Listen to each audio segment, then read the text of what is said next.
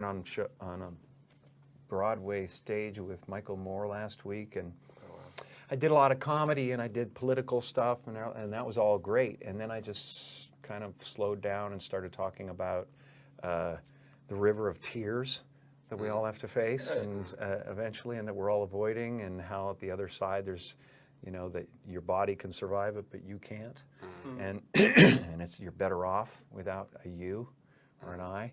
And I got into that pretty heavily, and they were looking at me like, this isn't what he's supposed to say.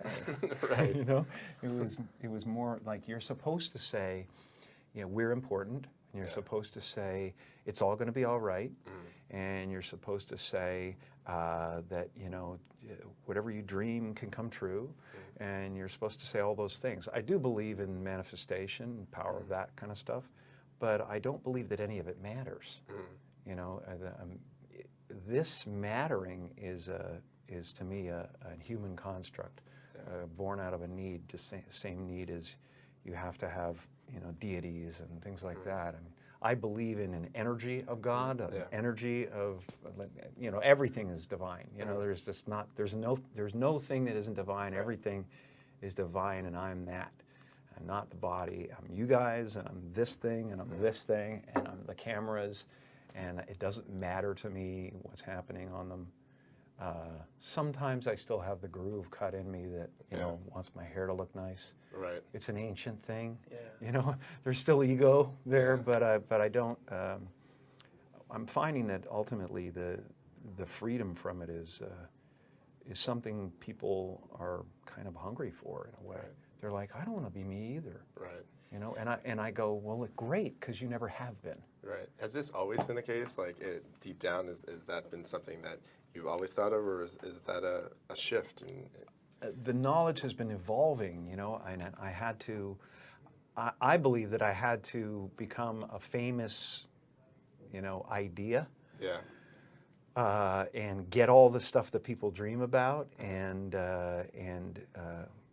accomplish a bunch of things that, that look like success, in order to give up my attachment to those things. It's been a part of the evolution of ego, is to spend your first half of your life acquiring and adding, thinking you can add to yourself, and it looks great. I mean, it looks great when you got a cool car and you got nice clothes, and and you're and you've done something that people admire, but it can never fulfill you. You can never be happy. You know what I mean? It's not where happiness comes from. And I dealt with depression, a few years ago, and people still think, well, he's going through. You can tell he's depressed, and it's not. I have no depression in my life whatsoever. Literally none.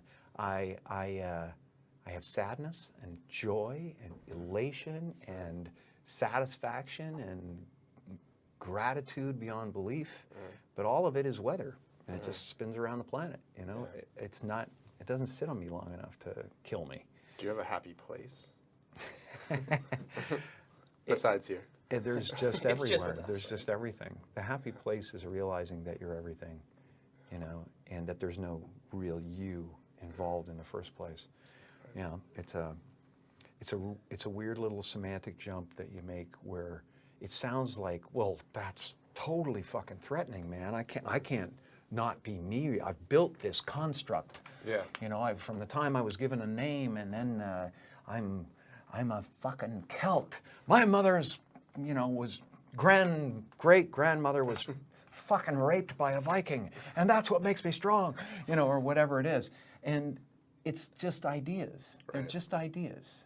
The only thing that separates you from an African American or an African Canadian is an idea, and the weather, right. And the adaptation to the climate, and whatever it is. I don't believe in any of it, and so the feeling of wholeness is a different feeling than meanness.